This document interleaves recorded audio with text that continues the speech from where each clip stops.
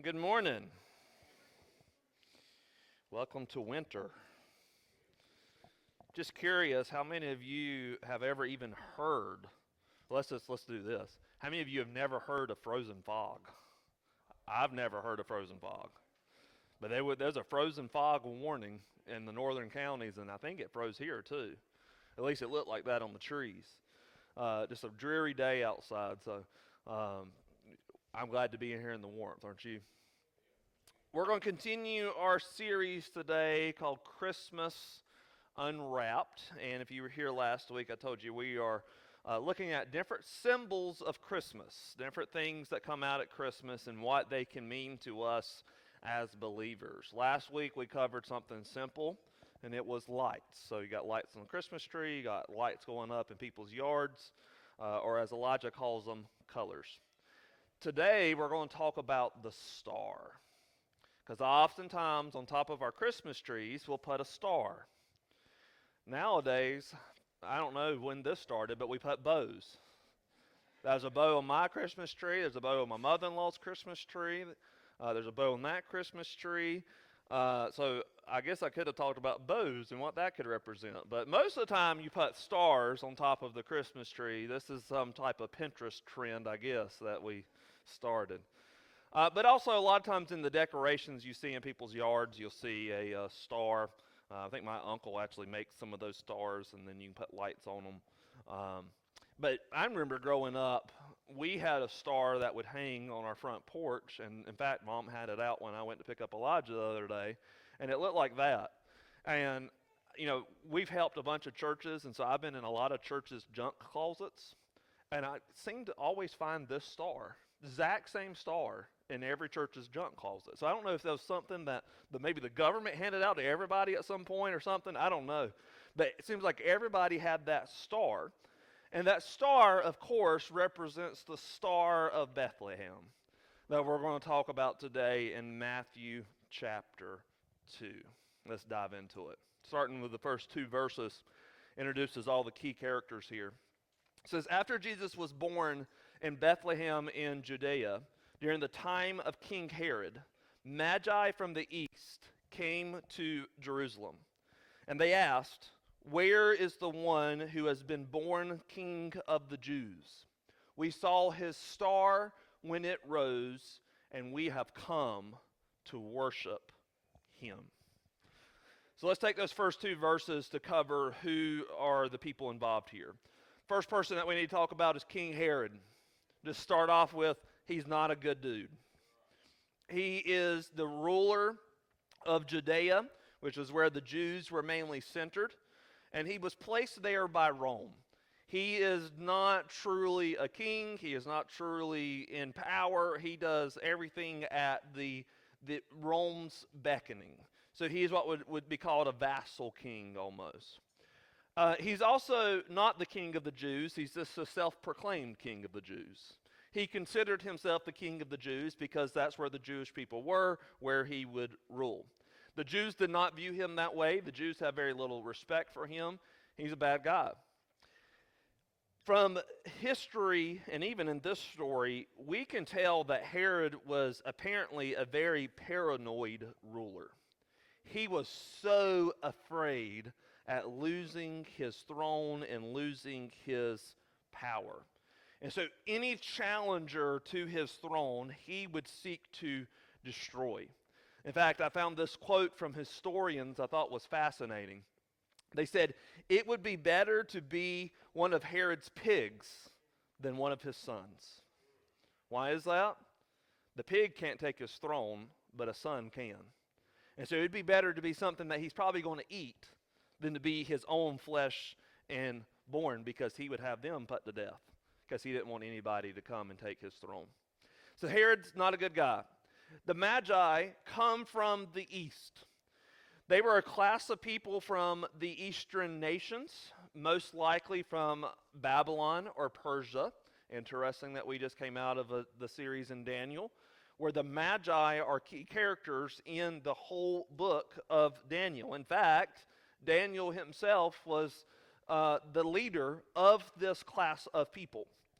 These people traveled somewhere around 700 to 900 miles to get to Judea, to get to Bethlehem, get to Jerusalem at this point. And it wasn't just a few of them. It was a whole group of people, and we'll read later that all of Jerusalem was disturbed. So it was not just the three wise men that we typically have in our pictures and in our nativity scenes, etc. In fact, there's nowhere in Scripture that says it was just three. I've heard some people say it was three, and then they had a whole caravan of people with them, but it could have been 100 wise men. We don't know how many wise men they are. Just the tradition is that it was three because three gifts were given to Jesus. But it could have been 300. We don't know. But we do know that they would have traveled with a whole group of people. They would have their entourage with them, their families with them. These were some people who were high up in the Eastern nations society. So these wise men, or you hear them referred to as wise men, as magi. They are not kings, even though the song says that we three kings. They are not kings. The reason why that is sometimes misinterpreted is because there is a verse in Scripture that says kings from foreign nations will come to worship Jesus. They are not kings. Are they high up? Yes, but they're not kings. They are, and this sounds very similar to what we covered in Daniel, they are scholars, they are astrologers, they are advisors. They study ancient texts, they interpret dreams, they advise politically. They are a who's who of society. And it's the same group that Daniel was over. Now, the Magi were obviously studying the stars when this bright star appeared. And this lines up with them being astrologers. You're going to be looking at the sky if you're an astrologer. It had to be an unusual star for them to note it. And they somehow, and I'm going to get into how I think this happened, but they connect this star to Numbers 24:17 from the Old Testament. And it says this: a star will come out of Jacob, and a scepter will rise out of Israel. Now, the scepter represents a king, represents a ruler. And so they said, hey, there's that star. It would have been to the west of them because they came from the east. They said it's towards the direction of Jacob, and it must have been a star that was unusual for them to note it. And they said, Numbers 24:17, a king has been born. A king is now present there. I think it's very likely that because of Daniel's impact in the Babylonian and Persian empires, that is why these magi are present here in Matthew chapter 2. I think because Daniel was such a leader when he was taken captive into these empires, I think he taught the Jewish scriptures. I think he made sure these people knew the Jewish scriptures, even though they were not believers in God. I think that the Magi, that class of people, had the Jewish scriptures and were studying the Jewish scriptures because of the impact Daniel made. Now, Daniel was in these empires 500 to 600 years before Jesus was born. And God was laying the groundwork for these Magi to make this trip to worship Jesus 500 to 600 years before. That's pretty amazing to see God orchestrating everything together hundreds and hundreds of years before. Reminds me of a verse in Ephesians 1:11 where it says that God works out everything in conformity with the purpose of his will. We just sang how he is the one who was and is to come.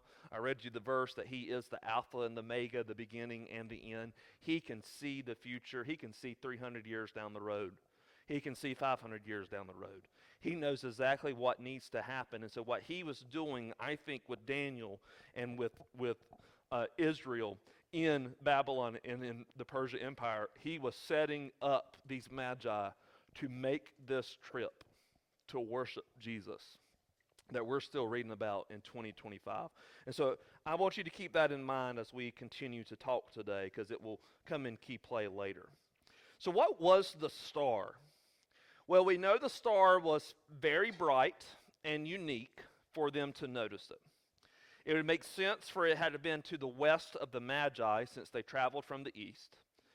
And a naturally occurring star would have risen in the east and set in the west, and it would have moved in a very predictable line. Even today, they can track where the stars are going to be at every minute of the day because stars are going to move in a predictable line. Some scholars and astronomers have tried to guess what the star may have been.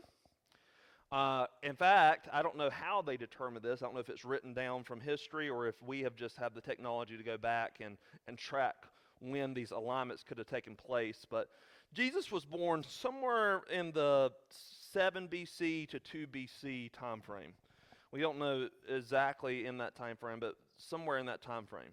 And in 7 BC, Jupiter and Saturn aligned, and it obviously, when the planets align, they shine a little bit brighter. It would have been something unusual that would have happened. In fact, at that time, they have evidence that the Magi viewed Saturn as representing Jerusalem or Judea, and Jupiter represented royalty. So they connected the two together to say, hey, this lines up with numbers. In 6 BC, Mars joined Jupiter and Saturn, so you had a 3 planetary alignment, 3 planets that align together. And then in 2 BC, Venus and Jupiter aligned. So it could have been a planetary alignment that made them say, hey, that star looks different. Hey, we need to follow that star. You'll hear later why I don't think that's what it was. I did find it fascinating that they have evidence from Chinese and Korean astronomers that they wrote down that a new star had appeared around 5 to 4 BC. And it was only visible for 70 days and disappeared. So from the Chinese and Korean countries at the time, I think they recorded the Star of Bethlehem. Not knowing what it was, but they saw it. They could make it out.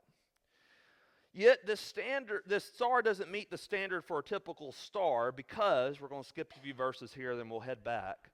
After they meet with King Herod, in verse 9 it says this, they went on their way, and the star that they had seen when it rose went ahead of them until it stopped over the place where the child was. So typically a star is going to move from the east to the west. This star, they're in Jerusalem when they meet with the king. We know the star stops over Bethlehem because that's where Jesus was. By the way, Jesus is not a baby when the wise men come and visit him. Jesus is a toddler, an infant. He's at least a year old probably, or within that time frame. This is not fresh out of the womb. Our nativity scenes don't really line up with that either. In fact, I heard on K-Love the other day, which I'm like, should y'all be on K-Love if y'all don't know? The question was who was the first ones to visit Jesus? And they said the wise men. And I was like, no, they came later. And eventually someone got it right. They said the shepherds, but the technical answer would have been the animals. But anyway,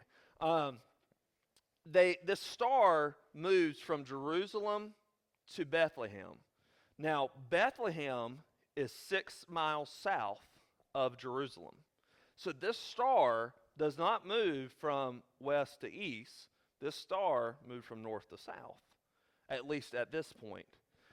This is a star that doesn't follow the typical rules. So what could it have been? Some scholars have wondered if it was an angel shining brightly in the distance and moving. It could have been a light that God just made specifically for this purpose. And the best way to describe it was that it was a star. In fact, that would align with what we see in other times in the Scripture, especially in the Old Testament, when God led his people with light in the wilderness. This is in Exodus chapter 13. It says, by the day the Lord went ahead of them in a pillar of cloud to guide them on their way, and by night in a pillar of fire to give them light, so that they could travel by day or night. Neither the pillar of cloud by day nor the pillar of fire by night left its place in front of the people. So this pillar of fire would appear at night and lead them would direct them, would guide them through the wilderness. And that light represented the Lord's presence that was with them. I find it interesting that God appears as a light in the Old Testament in the wilderness when, as we covered last week, at the time of Jesus' birth, God's people are in the wilderness again. They've not heard from God really in 400 years. They've been under the rule of other countries. And the Magi themselves, I would say, are in the wilderness, because when you don't know God, you are. And what did God do? He sent the light. He sent a star to guide them to the one who is the light. And so what I want us to think about when we see the star at Christmas is God's guidance. That God is willing and wanting to guide us in our life just as he guided the Magi. We see this both in the Old Testament and in this story with the Magi. And I know that God will guide those who seek his guidance. But it requires people to seek his guidance, and that's the key. How often do we just go through life not seeking his guidance? I thought about this. What would happen if the Magi didn't at least know of the scripture prophesying about the star rising, announcing the birth of the King of the Jews? They would have been just like the Chinese astrologers who just said, hey, this bright light has appeared, this new star has appeared, and it disappeared 70 days later. That star meant nothing to them, but because the Magi at least knew the scriptures, the star meant something. They had sought God at least enough to know what it meant. Proverbs 3-5 says, 3:5-6 says, trust in the Lord with all your heart. Do not depend on your own understanding. Seek his will in all you do, and he will show you which path to take. Seek his will. Seek his guidance, and he will show you. That's the guidance that God provides. Let me ask you today, are you seeking his guidance? Or are you just wandering through life, missing the guidance that God is wanting to provide? We make a mess when we try to direct our own paths. Israel was in the wilderness, which is a good analogy for what it's like to walk our own path. Have you ever been deep in the woods in a place that you're not familiar with? For those of you that hunt, you're probably familiar with your hunting grounds. You're probably familiar with where you're at. But have you ever been, for me, I've been in the Burkhead Wilderness, and if there was not trails and signs, I would not make it out of the wilderness. I remember one of them, we went down, it's called Camp 3 Trail, and at one point, you could tell you were in the middle of nowhere, no cell phone service. You were down in between two mountains in a creek, and you had to basically climb straight up to get out of it. Boy, we were out of breath by the time we got up. I don't think I could have made it out of there if I did not have a trail guiding me. And then if I lost the trail, nowadays we have a compass, we have a phone, things that can lead you out. But listen, you don't have that type of stuff in the real world. Wouldn't it be nice if we had a compass or an iPhone to tell us where to go and what decisions to make in life? See, life is its own type of wilderness. And we don't have the means that we have in the actual wilderness to get out, like a compass or a phone that will show us how to go. I wish I had something that would tell me, hey, you're making the right decision here. Hey, this is the right path for you to take. Hey, you're doing the correct thing here. I wish I had something that said, hey, if you head this way, this is the right decision. But we don't. We do, and that's the point of today's sermon, but we don't in this world itself. Instead, we're in the wilderness, not knowing if we're making the right decision until we see what happens. And then we can look back and say, okay, that was the wrong decision. We don't know what direction to head in life. We don't know what to do. And so let me ask you, if you have a choice to make, do you try to figure it out yourselves? Or do you seek something or someone greater? If you're like me, you've probably done a little bit of both. There's been times in my life where I've went my own way, done my own thing, did not take time to seek God's guidance, and just went on and done it, and it's created a mess for me. There's been other times, though, where I did seek God's guidance, and he led me in the right path. And you might be thinking, okay, well, when do we seek God's guidance? Is it only with certain decisions? And I think for Christians at least, we tend to seek God's guidance for the big decisions of life. Like, do I date this person or not? Do I go to this college or not? Do I take this job or not? Do I buy this house? When do we have children? Do I have this surgery? Do I retire now or do I retire later? All of those can be life-altering decisions, and when we know that we're making a life-altering decisions, those are the times when Christians, at least, will seek God's guidance, because we know that if we make the wrong choice here, it can lead us down the wrong path. But what about the small decisions? The ones that are seemingly insignificant? Like, do I say this to this person? Or how do I approach this situation? Or what should my priorities be today? What should I eat today? What should I listen to today? Do I join this conversation or not? Should I make this purchase or not? Those are decisions that not many people seek God's guidance about, even though we probably should. I'm very guilty of just going through life not seeking his guidance, especially on those small decisions. And you know what? It's created problems for me in my life. I was trying to think. I knew that at one time, I remember I was making a decision on what to do the next day, and I didn't know if I should come down here and work or should I take off, because I remember that Sarah and the kids were going to be at home. And I remember this nudge from God was like, take off, stay at home. And that happened to be the day that Sarah's dad passed away. And Sarah would not have been able to get there to spend those last moments with her dad if I had not been at home to take Elijah. And so that was a time where, was I really seeking his advice, like through prayer necessarily? No, but I was at least aware of his guidance. I was at least aware of his presence. And I felt that nudge to change my routine, even though I'm a man of routine.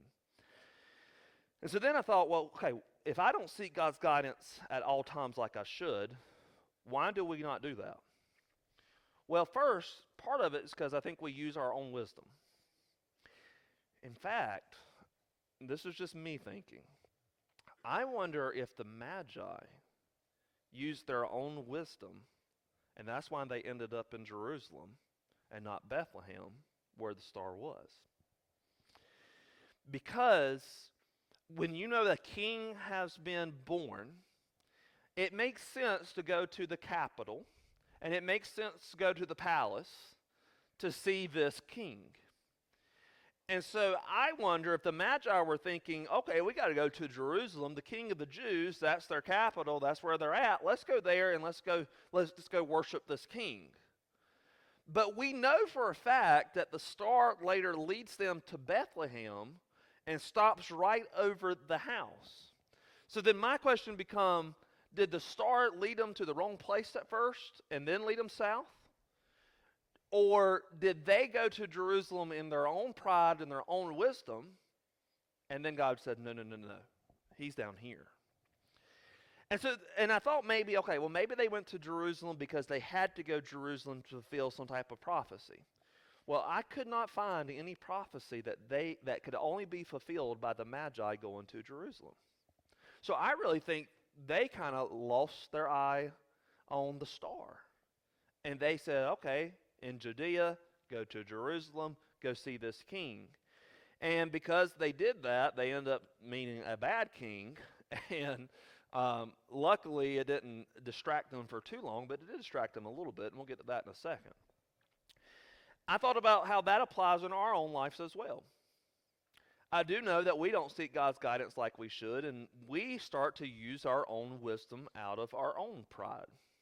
I don't think we're thinking that we're being prideful, but I do think we say, okay, this is what we've done in the past, this is what makes sense today. We use our own wisdom, and when we use our own wisdom, we end up where we shouldn't be. We end up in trouble. We end up with people that we shouldn't be with. We end up saying something we shouldn't say. We end up causing a lot of trouble in our life and in the lives of others because we took the eye off of the star. Second thing that I think happens, though, is we get distracted. And there's an enemy out there that is going to try to distract us. I think that can be seen here in Matthew 2 as well, or at least an attempt made here by Herod. Remember, Herod is a bad guy. Let's pick it up in verse 3. The Magi, they've come into Jerusalem with all their people. King Herod heard this, and he was disturbed, and all Jerusalem with him. When he had called together all the people's chief priests and teachers of the law, he asked them where the Messiah was to be born. And they told him, in Bethlehem in Judea, they replied, for this is what the prophet has written. But you, Bethlehem, in the land of Judah, are by no means least among the rulers of Judah, for out of you will come a ruler who will shepherd my people Israel. Thought comes to me right now that I didn't include when I was going through this, but why did the Magi not recognize this scripture? Because what he just quoted was Matthew 5, 2 and 4. If the Magi had known this scripture, they would have went to Bethlehem. They wouldn't have went to Jerusalem. Or maybe they did know this scripture and they just got distracted once again. I don't know.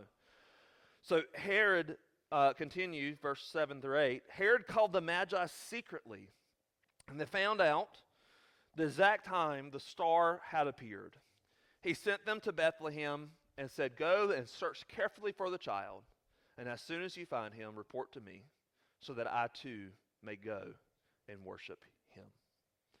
Number one, I want you to know, King Herod's not wanting to worship Jesus. Remember, he's a paranoid ruler that would kill his own sons so that they didn't take his throne. And these Magi, probably hundreds of people, just showed up in Jerusalem to worship Jesus, to worship the newborn King of the Jews. He wants to kill Jesus.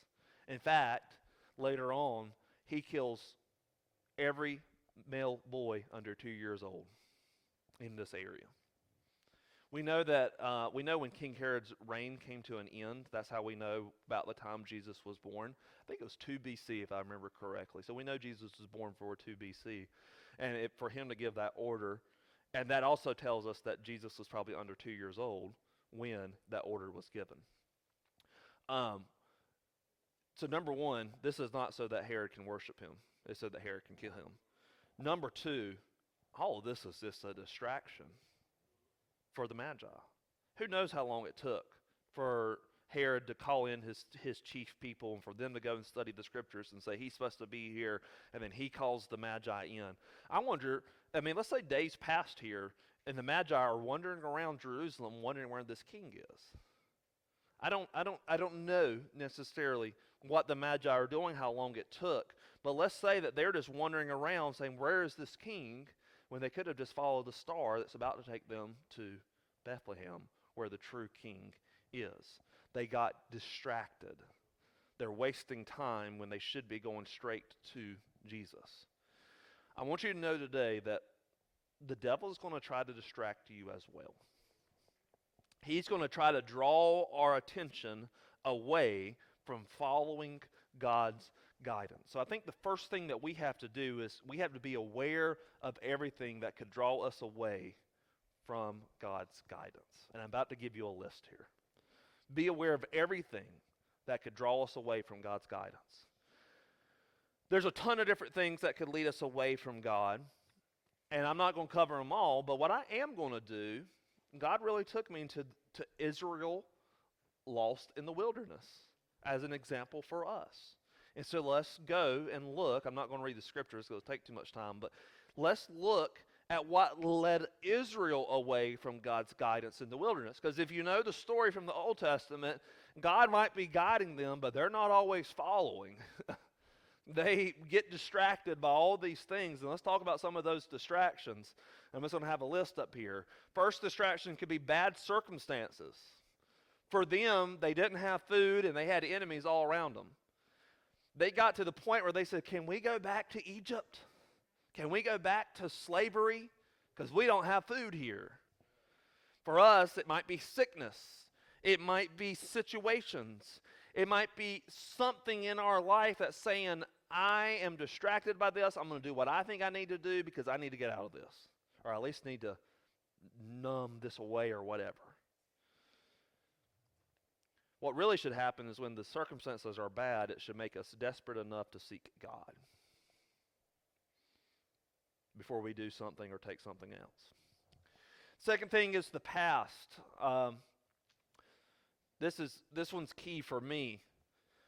For them, for Israel, they wanted to return to Egypt because they felt like they had things better than them.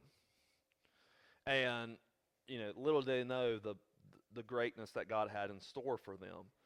But for us, it can be shame, it can be pain, it can be hurt, it can be things from our past that is affecting our future, causing us not step out into what God has called us to, into where God is guiding us. We've got to let God's guidance override anything that we have from our past, which kind of leads into the next one, is fear. For me, I have fear linked to the past, which is why I'm afraid to let God guide at times, because what he calls me to do is outside of my comfort because of pain that I've experienced in the past. For them, for Israel, it was giants and then fortified cities.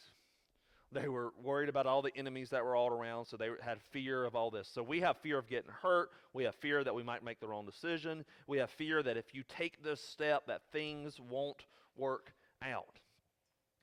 I am so impressed with people that have changed jobs, even when it didn't make sense financially. They've changed jobs because God told them to. And they're happier because of it. They're more Christ-like because of it. That's impressive to me, that they took that step even though they probably had some fear associated with that. Let's continue on. Idolatry. For them, if you know the story in the Old Testament, they build a golden calf and start worshiping it. Hopefully you're not building a golden calf, but for us, idolatry is anything that comes above God. And boy, do we have a lot in our world today that can distract us and become our God in our lives and distract us from seeking his guidance. Next one would be people. They had some bad leaders. Now, Moses was a good leader, but they get led astray to build the golden calf because they have bad leaders. For us, it might be bad guidance from other people. You can get bad guidance from people around you that can cause you to be distracted from what God is calling you to do. The next one would be impatience, and this one hits home with me too. Make rash decisions without taking time to seek God's guidance. I enjoy leading, especially in the moment when you have to make a quick decision and get things done. That's one thing I do miss about Food Lion is when the rush would come in, which I'm sure they're going to be busy today because we might get snow tomorrow. I do miss those days, and I don't miss those days. But I enjoy the rush that happens, and people are asking me things, and I'm just making decision. And I find myself doing that today, even though I actually have time to take a moment to pray, seek God's guidance. But often I'm impatient, and I just move right along. Pride, we've already talked about this. They use their own wisdom. We can use our own wisdom. And, of course, the enemy. I mean, the enemy is going to do everything he can to lead you away from God's guidance. And so what we need to do is we need to be aware of which one of these, and this is not an exhaustive list, but I do think it covers a lot, which one of these can distract us from God's guidance? Which one of these do we tend to be distracted by the most? And I want you to think about that in your head right now. Which one of those distracts you the most? I already told you what mine are: the past, fear, and impatience. And so I've got to be sure to try to counteract that. Second thing we got to do is when we know what distracts us, we can avoid this and be aware of this. But then the second thing you've got to do is you've got to seek God. And I did an acronym thing because I'm a pastor. So here's the first part of the acronym. You got to surrender your will. Surrender your will. And this goes back to the pride issue. You've got to say, God, I don't know what to do. And going back to the wilderness example, me in the Burkhead wilderness or in the Yari forest, if I didn't have my phone and I didn't have a compass, I would be completely lost. I'd probably just start walking in one direction and I hope I make it out of the woods eventually.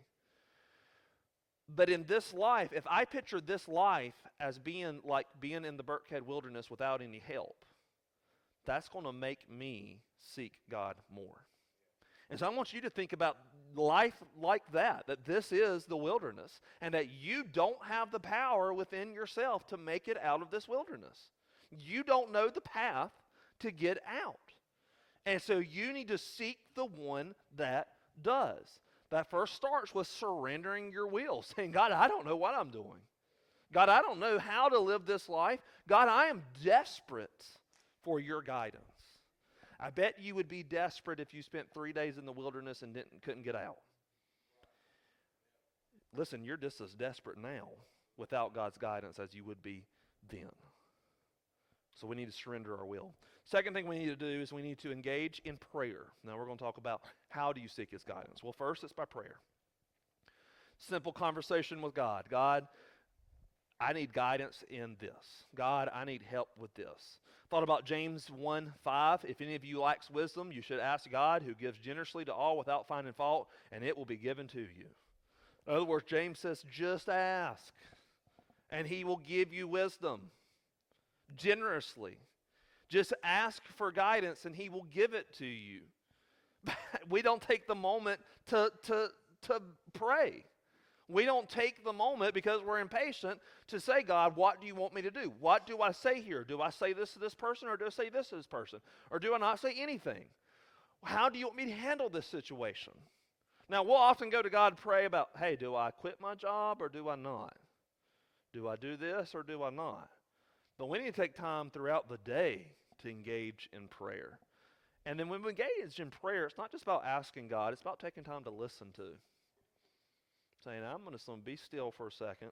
Our young adults group on Monday nights covering prayer.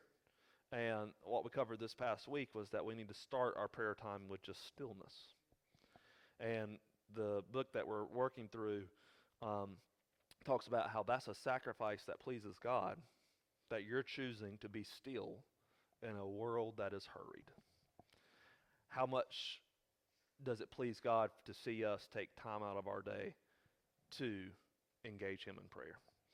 I think it puts a smile on his face. So engage in prayer. Third, examine his word. That one's simple. The word provides us with directions.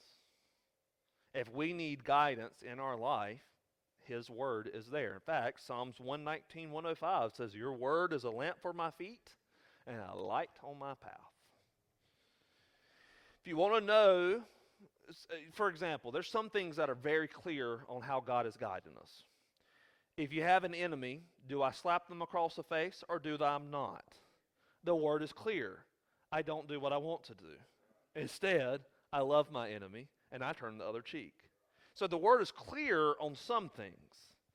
Some things you need God's guidance on, but the word is clear, so we need to be examining his word to see if it's black and white in here. Then we just need to go with what the word says. Yes, you can pray about it too, but if the word is clear, we follow the word above all else. His guidance will always align with the word. See, I think for some people, you might engage in prayer, but you're questioning, is what I'm hearing me or God? Well, one way to see if it's God is to see if it aligns with his word, to see if it aligns with the values that he tells us to live and how he tells us to live in our life. The fourth thing we got to do as part of the seek is we got to keep pursuing his presence. This is where it's different for us than the Magi. The Magi, they come to the house in verse 11. It says this, on coming to the house, they saw the child with his mother Mary, and they bowed down and they worshiped him. Then they opened their treasures and presented him with gifts of gold, frankincense, and myrrh. And having been warned in a dream, so that tells me God's still guiding them. Having been warned in a dream not to go back to Herod, they returned to their country by another route.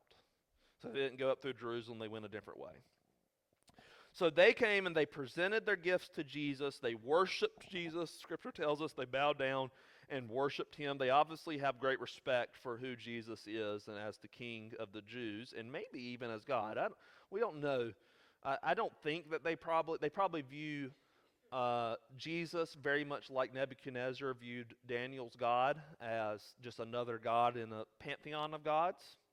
But they do seem to be seeking his presence and worshiping him to a degree. But for them, once they leave, Jesus didn't go with them. In fact, if they wanted Jesus' guidance, they had to go back to Jesus wherever he was. For us, it's different. For us, God goes with us. Once we make that initial step, which is often where we focus when we talk about the Magi, the wise men, we talk about bringing your gifts to God, worshiping God, and the greatest gift you can bring is yourself. And that's true. That's where it starts for us.